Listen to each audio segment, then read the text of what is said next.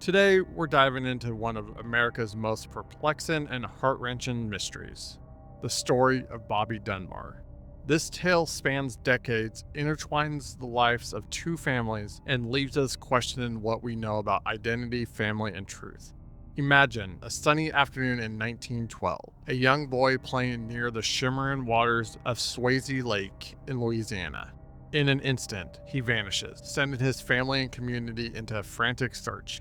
8 months later, a child believed to be Bobby Dunbar is found, bringing a wave of relief to his grieving parents. But as the dust settles, whispers of doubt begin to surface. Was this child truly Bobby Dunbar, or had another boy been swept into the story of mistaken identity? A missing child found, a family reunited, but was it really their son? This is the story of Bobby Dunbar, a story where the quest for truth is as elusive as the boy himself. Stay with us as we unravel the mystery, examining the facts, the fiction, and the emotional toll it took on everyone involved.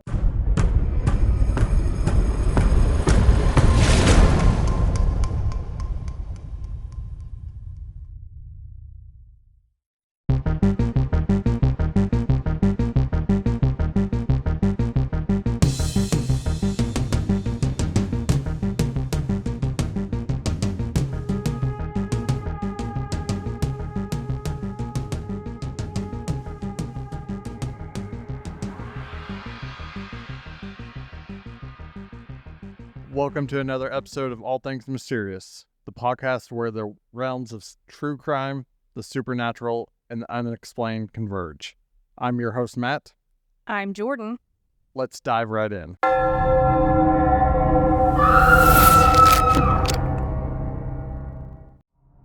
Our story begins in a small, close-knit town of Opelousas, Louisiana. Picture it, a community where everyone knows each other, where children play freely, and where the idea of danger seems almost foreign. But on that fateful day in August 1912, the Dunbar's family world was turned upside down. Percy and Leslie Dunbar, like any other parents, were devoted to their 4-year-old son, Bobby. That day, they set off for a family outing at Swayze Lake, never imagining the nightmare that would follow. Little Bobby, full of life and curiosity, was playing near the water's edge, his laughter mingling with the sounds of nature. But in the blink of an eye, he was gone. Panic set in as the Dunbars and fellow picnickers scoured the area. The serene lake quickly became a scene of chaos and desperation. The search for Bobby Dunbar became a massive effort, drawing in the entire community and eventually capturing national attention. From the depths of the lake to the surrounding forest, every inch of the area was combed, but there was no sign of Bobby. Days turned into weeks, and hope began to wane. Yet the Dunbars clung to the belief that their son was still out there, somewhere. And then 8 months later, a miracle, or so it seemed. A boy matching Bobby's description was found in Mississippi in the company of a traveling handyman named William Cantrell Walters. This discovery sparked a wave of emotions and set the stage for a dramatic reunion and an even more dramatic court battle. But as the story unfolded, so did doubts. Was this really Bobby Dunbar? Or had the Dunbars' desperate wish to find their son led to a tragic case of mistaken identity? So yeah, this is a lot like our last episode, and it's scary how much this actually happens. That's what I was thinking. Like, good God, how common can this possibly be? But apparently it's fairly common. Also, I'm calling it right now. That boy was eaten by crocodiles. We may know, or at least partly of it. But yeah, Louisiana, definitely crocodiles would be a very strong possibility. That's just my thoughts on it. I don't know where the story's actually going for the most part, but that's just my thoughts. And if you guys listened to the last episode of Walter Collins, exactly why I did this episode, because Jordan did not know anything about this one either. I knew more about this one than I did the other episode. Yeah, I guess technically, but anyways, it's gonna be a good episode. Yeah, it is.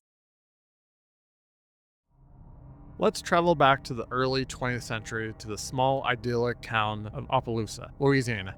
Picture a place where everyone knows your name, where front porches are gathering spots for evening conversations and children roam freely under the watchful eyes of the entire community. It's a town that epitomizes Southern hospitality and charm, nestled among lush landscapes and winding bayous. In this tranquil setting lived the Dunbar family, Percy Dunbar, a successful businessman known for his integrity, and his wife Leslie, a doting mother with a heart full of love for their 2 sons. Their youngest, Bobby, was a bright and adventurous 4-year-old with curly blonde hair and a smile that could light up a room. Life for the Dunbars was filled with joy and promise, but it was about to take a dark and unexpected turn. On a warm August morning in 1912, the Dunbars decided to take a family trip to Swayze Lake, a popular spot for picnics and leisurely afternoons. The sun was shining, the water sparkled under its rays, and the air was filled with the sounds of nature. It was the perfect day for an outing. Bobby, excited and full of energy, was playing near the water's edge, his small feet splashing in the shallows. His parents watched from a distance, chatting and enjoying the serene surroundings, their hearts full of contentment. But in the blink of an eye, everything changed. One moment Bobby was there, and the next he was gone. Leslie and Percy rushed to the spot where they last saw their son, their hearts pounding with fear. They called his name, their voices growing more desperate with each unanswered call. Other picnickers joined the search, forming a line to scour the area. The once peaceful lake now echoed with cries of panic and disbelief. The search for Bobby Dunbar quickly escalated. As night fell, the community of Opelousas banded together, determined to find the missing boy. Lanterns flickered in the darkness as volunteers combed through the dense woods surrounding the lake, their hopes buoyed by the thought that Bobby might be hiding somewhere nearby. Authorities were soon called in, and the scale of the search expanded. The lake was dredged, its murky depths revealing nothing but the silence of the unknown. Every possible hiding place was checked, and every lead, no matter how small, was followed. Days turned into weeks, and the reality of Bobby's disappearance began to sink in. The once vibrant household of the Dunbars was now shrouded in a cloud of sorrow and uncertainty. Leslie and Percy clung to each other, their hearts aching and the void left by their beloved son. The community, too, felt the weight of the loss, their collective spirit dampened by the shadow that had fallen over them. But amidst the heartache, there remained a glimmer of hope. The Dunbars were determined not to give up. They believed with every fiber of their being that Bobby was still out there, and so they continued to search. Their love for their son driving them forward even as the days grew darker and the nights colder. And then, just when hope seemed to be fading, came a breakthrough. 8 months after Bobby's disappearance, a child matching his description was found in the company of a traveling handyman. The discovery would lead to a reunion filled with joy and relief, but also questions that would linger for decades. I still am going to say I still think crocodiles got him. That's just my personal opinion. He was over by water. I'm sorry. That's just what happens. I don't like being over by water. That's gator territory. Especially in Louisiana. Exactly. And I will say that this story is a lot like the Walter Collins, except for it's almost completely different, if that makes sense. It's a lot like it, but it's very Yes. different. And Excellent. once I get to the end of the story, I think you will agree. Yeah. It's got similar circumstances, but everything else is different. And now we're going to get into the investigation. As the days turned into weeks and then months, the story of Bobby Dunbar's disappearance captured the nation's attention. Newspapers from coast to coast featured the missing boy on their front pages. His cherubic face, framed by curls and eyes full of innocence, became a symbol of both hope and heartache. Reporters chronicled every twist and turn, their articles bringing the plight of the Dunbar family into living rooms across America. The story sparked a nationwide manhunt, with people from all walks of life joining the effort to find Bobby. Multiple sightings of the boy were reported in towns and cities, from train stations to remote farms. Tips poured in. Each lead brought a renewed surge of hope, only to be followed by crushing disappointment. Desperate families across the nation and their own missing children clung to the possibility that Bobby's return might signal a miracle for them as well. Multiple sightings of the boy were reported in towns and cities, from train stations to remote farms. Tips poured in. Each lead brought a renewed surge of hope, only to be followed by crushing disappointment. Desperate families across the nation with their own missing children clung to the possibility that Bobby's return might signal a miracle for them as well. But the Dunbars were not alone in their search. Law enforcement agencies, private detectives, and even ordinary citizens were galvanized by the story. Search parties scoured the countryside, checking every abandoned building, every hidden corner, hoping to find the missing boy. And then, 8 months after Bobby disappeared, a breakthrough came from the most unlikely of places. In April 1913, a child matching Bobby's description was found in the small town of Hub, Mississippi. The boy was in the company of William Cantwell Walters, a traveling handyman known to move from place to place, plying his trade. Walters, a man of modest means and itinerant lifestyle, claimed that the boy was not Bobby Dunbar, but rather Charles Bruce Anderson, the son of a woman named Julia Anderson. Walters insisted he was merely caring for the boy with Julie's permission. The suspicions were high. The news of the boy's discovery spread like wildfire. The Dunbars were notified and soon made the journey to Mississippi. The moment they saw the child, emotions surged. Leslie Dunbar, overcome with relief and joy, proclaimed the boy to be her son, Bobby. But the story did not end there. Julie Anderson, a young woman with a hard life, soon arrived on the scene. She claimed that the boy was indeed her son, Bruce, and that she had entrusted him to Walters while she sought work to provide a better life for them. A battle of identities ensued, with both women passionately asserting their claim. Leslie Dunbar, backed by her husband Percy, stood firm that this boy was their Bobby, the son they had lost and found. Julie Anderson, with tears in her eyes, insisted he was her Bruce, the child she had borne and loved. The case went to court, drawing intense public interest. The courtroom was packed with spectators, each witness recounting their version of the truth. Doctors examined the boy for identifiable marks, and testimonies were given from those who had seen Bobby before his disappearance. Public perception also was against Julie in this case, with multiple stories stating that she was a bad mom, she was a prostitute, she was just a horrible person. In the end, the court ruled in favor of the Dunbars, and the boy was officially declared to be Bobby Dunbar. He was taken back to Opelousas, where the town celebrated his return. For the Dunbars, it seemed like a miracle had occurred. Their lost son was home, and their family was whole again.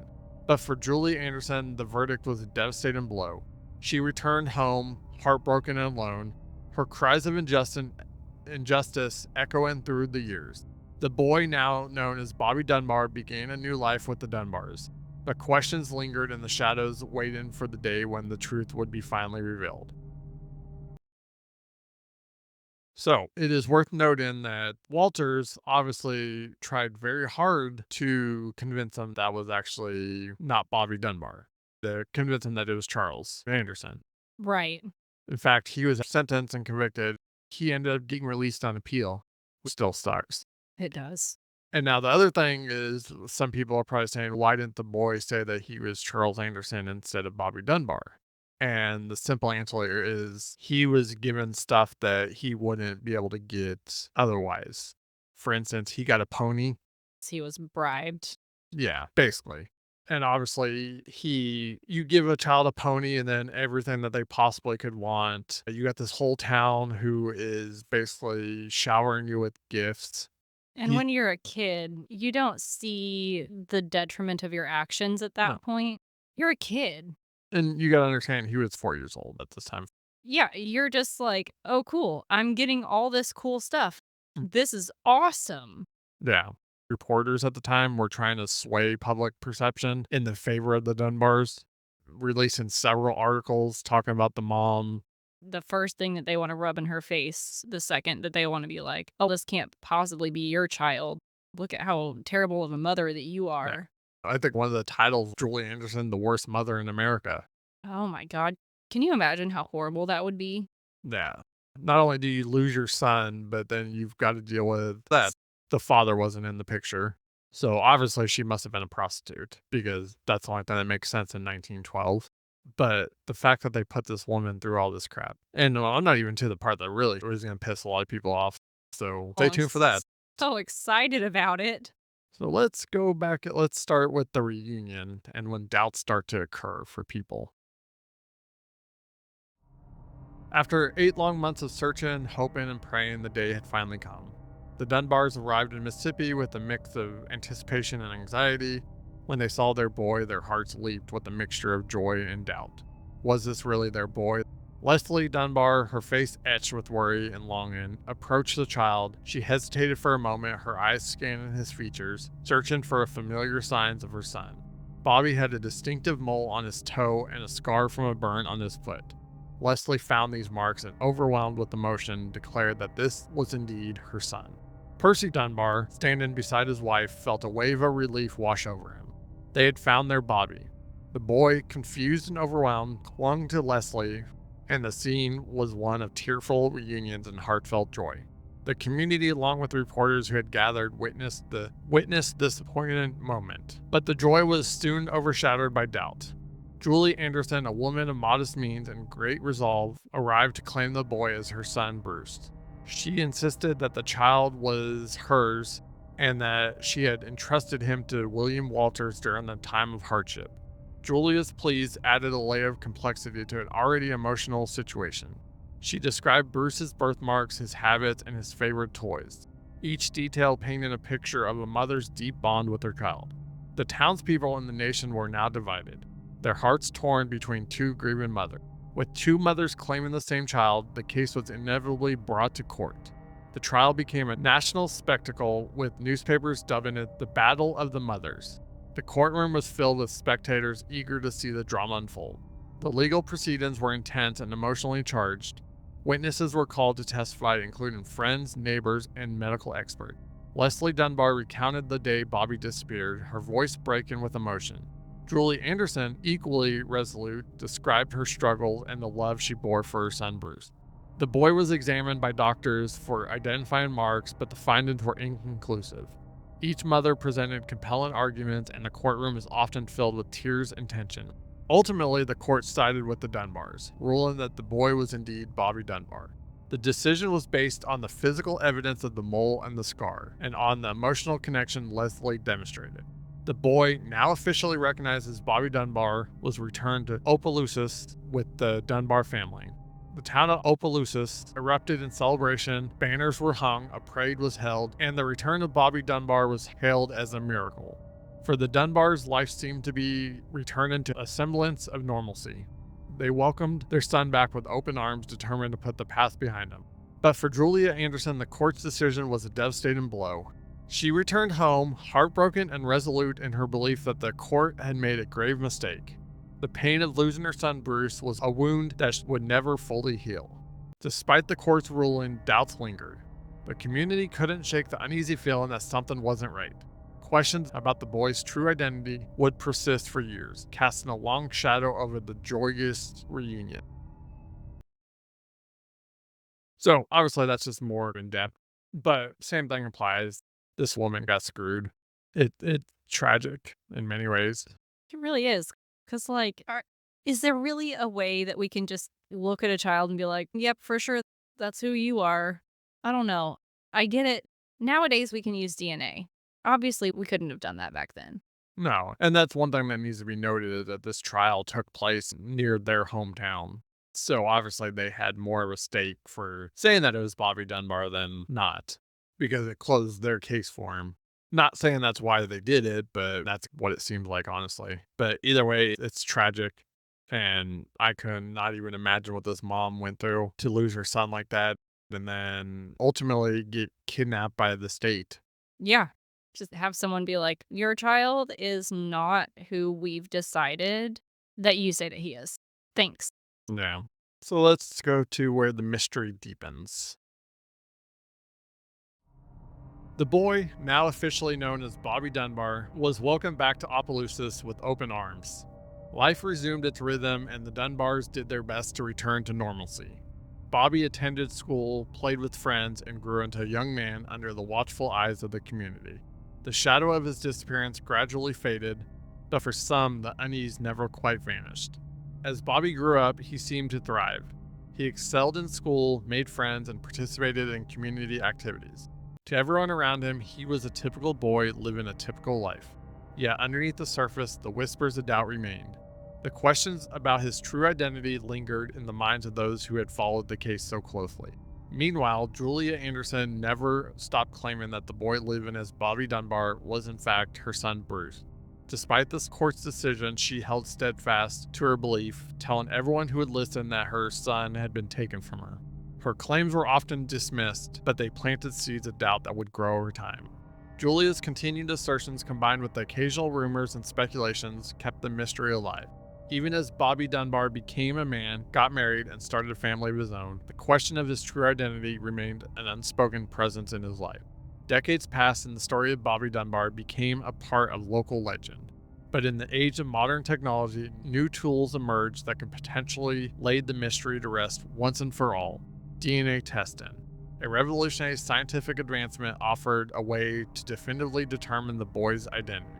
In the early 2000s, the Dunbar family decided to use this modern technology to uncover the truth. Bobby's granddaughter, Margaret Dunbar Cutright, was particularly driven to understand the family's past. She spearheaded the effort to obtain DNA samples from her father, who is believed to be Bobby Dunbar's son, and compare them to the DNA of Alonzo Dunbar, Bobby's younger brother. The results were anxiously awaited as they held the potential to resolve a mystery that had spanned generations. When the results finally came in, they were shocking. The DNA test revealed that the boy who had lived his life as Bobby Dunbar was not biologically related to the Dunbar family. The boy was in fact Bruce Anderson, the son of Julie Anderson. The test confirmed and what Julie had known all along. Her son had been taken from her and lived his life under another name with another family. The revelation was both heartbreaking and illuminating. It validated Julie Anderson's decades-long struggle for the truth and shattered the narrative that had been built around Bobby Dunbar's return. For the Dunbar family, the discovery was a complex mix of sorrow, relief, and profound reflection. Margaret Dunbar Cutright, in recovering the truth, also found a clear understanding of her family's history and the impact of their decisions. The story of Bobby Dunbar, now known to be Bruce Anderson, took a new dimension, one that highlighted the resilience of both families and the enduring quest for truth. We called it. I'm just saying. First of all, how do you not know that's not your freaking son? I think that kind of goes back to what we said on the Walter Collins thing.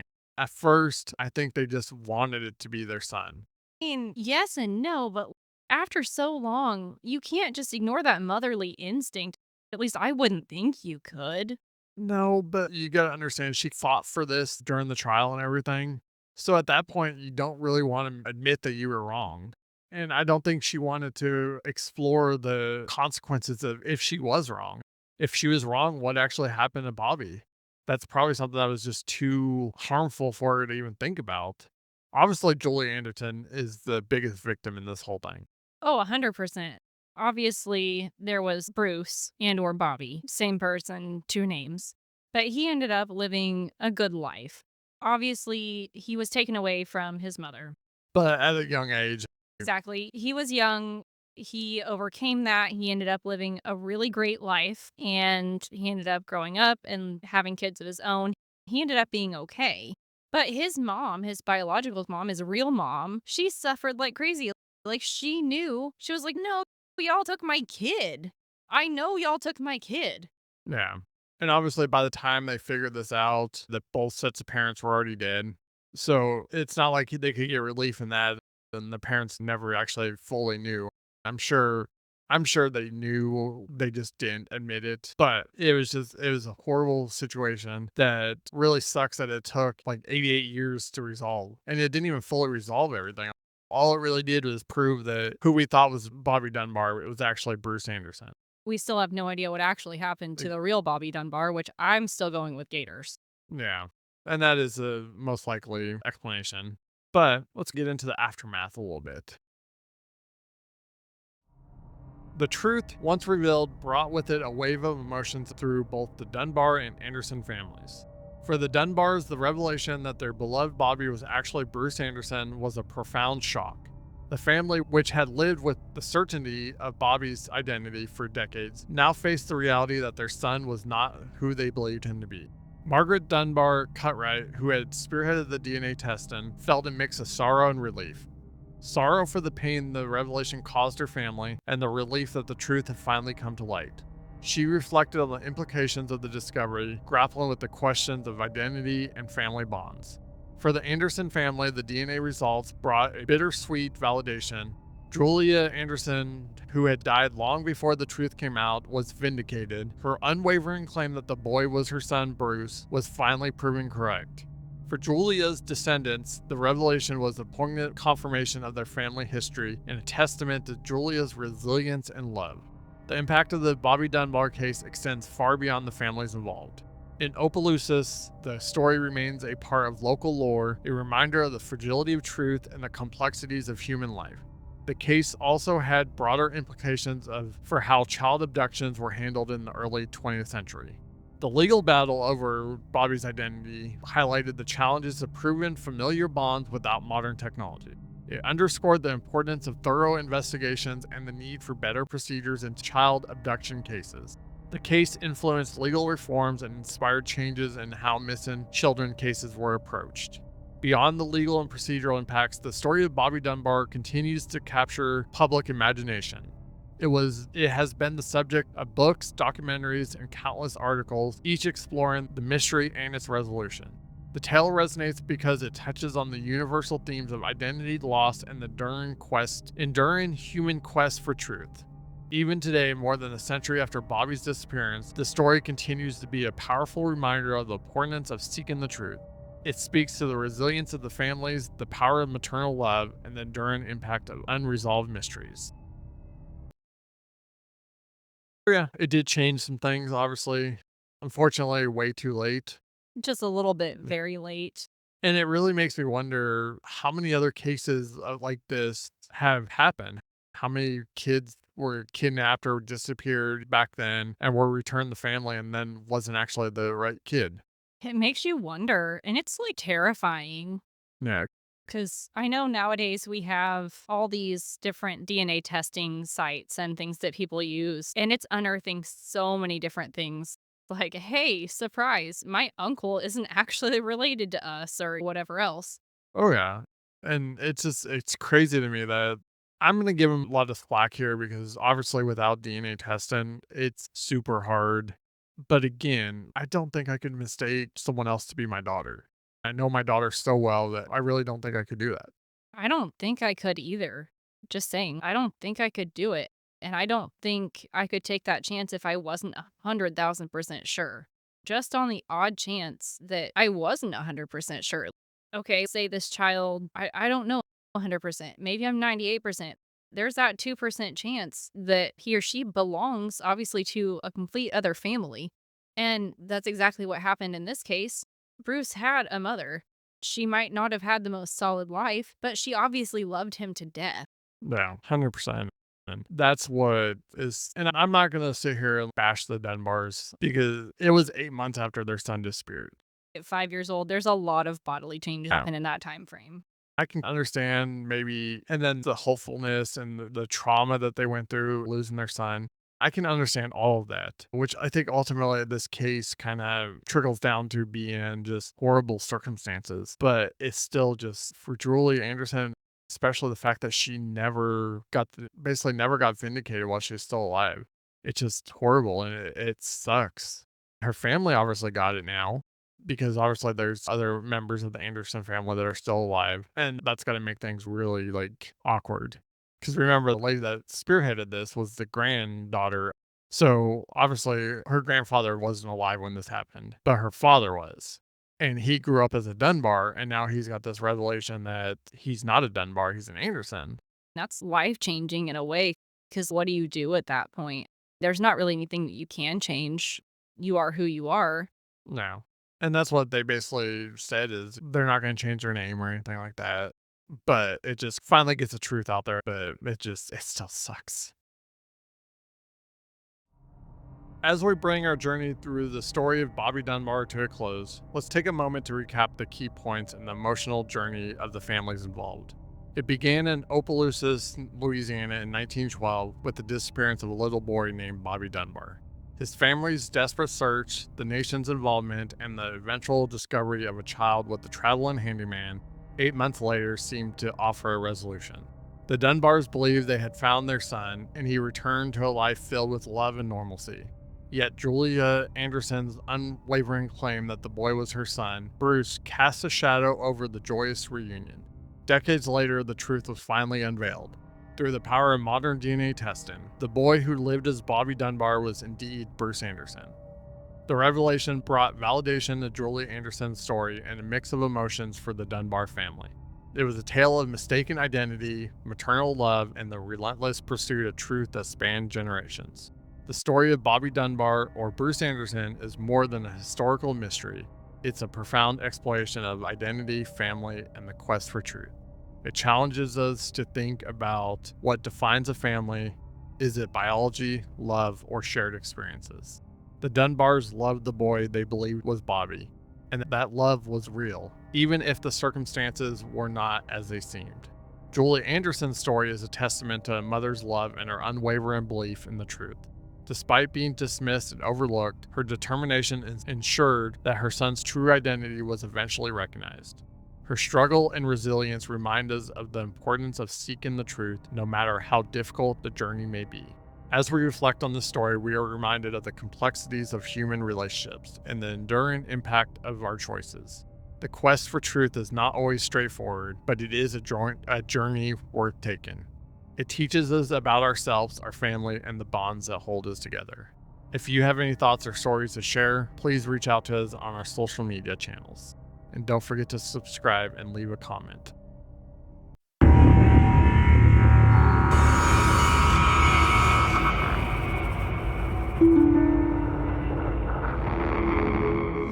Thank you for joining us on this journey through all things mysterious.